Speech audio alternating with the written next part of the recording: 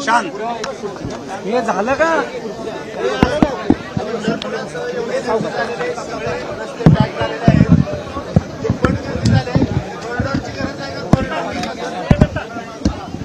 यावर्षी पंढरपूरच्या आषाढी यात्रेला गेल्या वर्षीपेक्षा जास्ती वारकरी या ठिकाणी आलेत पांडुरंगाचं दर्शन घ्यायला, पण अतिशय शिस्तीने सगळे दर्शन घेत आहेत. पांडुरंगाचं नामस्मरणाने पंढरपूर पूर्ण दुमदुमतंय. सगळीकडे एक पांडुरंगमय वातावरण झालेलं आहे, विठ्ठलमय वातावरण झालं आहे आणि वारकरी भक्तीच्या ह्याच्यातून न्हावून गेलेत. आणि राज्य सरकारने देखील अतिशय या ठिकाणी स्वच्छता असेल, पिण्याचं पाणी असेल, चंद्रभागेचा आपलं वाळवंट असेल, या सगळीकडे जे काही दोन्ही साईड आहेत चंद्रभागेच्या तिकडची स्वच्छता असेल, रस्त्यांची स्वच्छता असेल, हे सर्व ज्या काही सोयीसुविधा त्यांना पाहिजेत त्या यावर्षी दुप्पट केलेल्या आहेत. दुप्पट माणसं वाढवलेली आहेत. आणि ज्या गेल्या वर्षी काही ठिकाणी चिखल होता, आज पाहतो आपण तिकडे कॉन्क्रीटचं हे झालेलं आहे.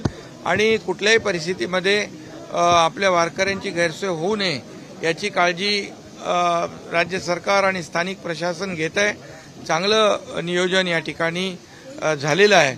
आणखी मला वाटतं 2-3 दिवस आणखी आपले हे वारी चालेल.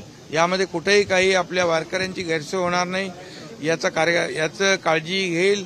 आपण वारकऱ्यांना 5,000 बसेस सोडल्या, टोल फ्री केलं, ते 20,000 रुपये दिंडीला आपण यावेळेस मानधन दिलं, वारकऱ्यांचा इन्शुरन्स काढलाय आणि वारकरी महामंडळ देखील स्थापन केलेलं. त्यामुळे मोठ्या प्रमाणावर यावेळेस सरकारच्या वतीने देखील काळजी वारकऱ्यांची घेतलेली आहे.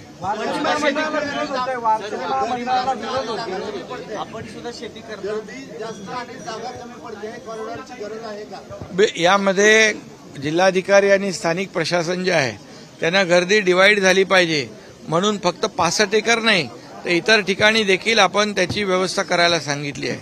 आणि भविष्यात देखील आणखी जे जे काही करायचं आहे ते आपलं शासन आणि जिल्हा प्रशासन नक्की करेल.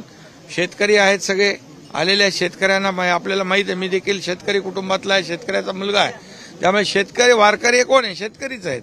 आणि म्हणून शेतकऱ्यांना देखील आपण, तुम्हाला माहीत आहे आजच्या या बजेटमध्ये आपण काय काय केलेलं आहे, शेतकऱ्यांसाठी योजना केल्या त्याच्यात मी जात नाही.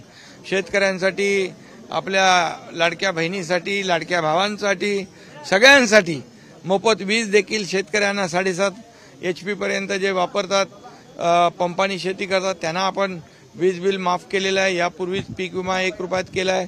आपण 6,000 रुपये 12,000 रुपये वर्षाचे केंद्र आणि राज्यात ते केलेले आहे. आपण खूप मोठ्या प्रमाणावर शेतकऱ्यांसाठी देखील आपण योजना केलेल्या आहेत. आणि नक्की मला वाटतं यावर्षी पंढरीची वारी बरेच लोक मला भेटले वारकरी आणि त्यांनी समाधान व्यक्त केले की नियोजनाबद्दल. फुगडी मागणी खेळली, पुढच्या वर्षी देखील तुम्ही मुख्यमंत्री म्हणून विखेंसोबत एकत्र अशी फुगडी खेळणार का? अरे बा, हे सगळं पांडुरंगाच्या आणि जनता जनार्दनाच्या हातात आहे. त्यामुळे सेवा करणं, काम करणं एवढं आमच्या हातात आहे, ते करत राहू. पांडुरंगाची सेवा पण आणि जनतेची सेवा पण. गेल्या 2 वर्षामध्ये आम्ही जे काम केलं, जेवढे प्रकल्प आम्ही केले, या राज्याचा विकास केला आणि कल्याणकारी योजना पण आणल्या. तुम्ही जर 2.5 वर्ष मागचे आणि ही 2 वर्ष जर थोडी तुलना केली तुम्हालाही फरक लक्षात येईल. त्यामुळे जे करू ते आम्ही जनतेसाठी करू, या महाराष्ट्राच्या विकासासाठी करू, एवढं आम्ही ध्येय उराशी बाळगून आम्ही काम करतोय. आज आरोग्य मंत्री आमच्या इकडे आहेत. आज 8 लाख लोकांची तपासणी, आरोग्य तपासणी पूर्ण झाली आहे. 10 ते 15 लाख गेल्या वर्षी किती झालेले? 11.5 लाख. या वर्षी 4 ठिकाणी आपण आरोग्य शिबिरं ठेवलेली आहेत आणि मोठ्या प्रमाणावर आरोग्याची देखील काळजी. काल तर मी एक ICU बघितला, ICUची सारखी व्यवस्था देखील इथं केलेली आहे. आणि म्हणून सगळी अगदी मोबाईल टॉयलेटपासून, पाण्यापासून, सगळं जे काय आहे, पिण्याच्या पाण्यापासून, या सर्व तयारी आपल्या प्रशासनाने केलेली आहे. मला वाटतं यावेळचं नियोजन बघून मला खूप लोक रस्त्यामध्ये येतानाही भेटली आणि मगाशी मी म्हटल्याप्रमाणे त्यांनी समाधानही व्यक्त केलं.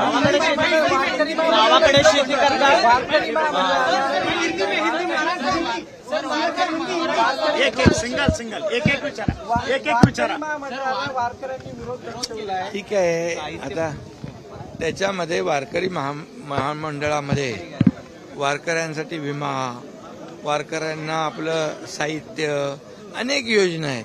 ते जेव्हा त्यांना पूर्ण योजना कळतील, समजतील, त्यावेळी ते स्वतःहून आणि वारकर आणि त्यांच्याशी आम्ही चर्चा करू.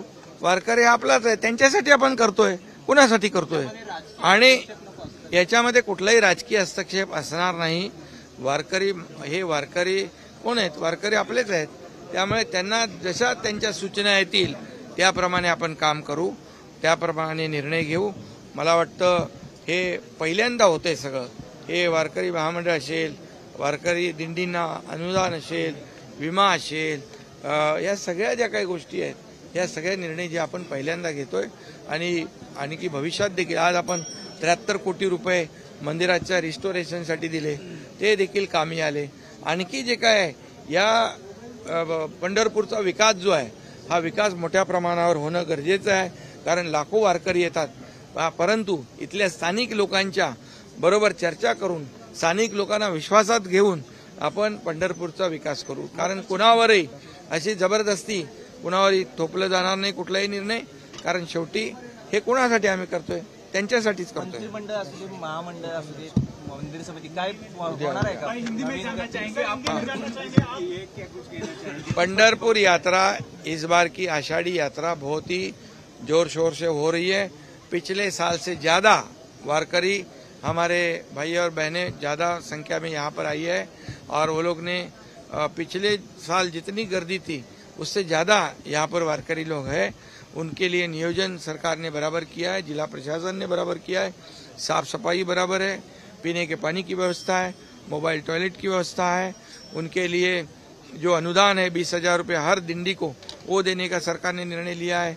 इंश्योरेंस निकालने का निर्णय लिया है, टोल फ्री करने का निर्णय लिया है, यहाँ के जितने भी गड्ढे हैं सब पूरा रोड अच्छे करने का निर्णय लिया है, साफ सफाई पे बहुत ज़्यादा ध्यान दिया है.